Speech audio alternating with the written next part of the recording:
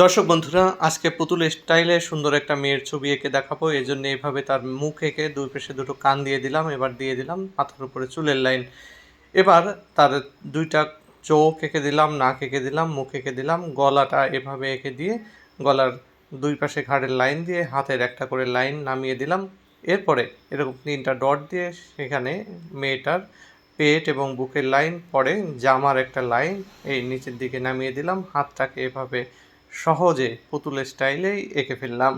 হাতে দিয়ে দিলাম ৩টা করে চুড়ি, ৩টা দাগ দিলেই ৩টা চুড়ি হয়ে গেল এবং জামার নিচের অংশে এভাবে ডিজাইন করে সুন্দর করে দিয়ে দিলাম। এরপরে ডিজাইনের সঙ্গে এভাবে কতগুলো দাগ সংযুক্ত করে দিলে সুন্দর দেখালো। এবার তার চুলটা লম্বা করে নিচের দিকে নামিয়ে দিলাম। লম্বা চুলের এই মেয়েটি এবার জামার নিচে আর একটু ভাঁজ ভাঁজ করে রং করে দিলাম।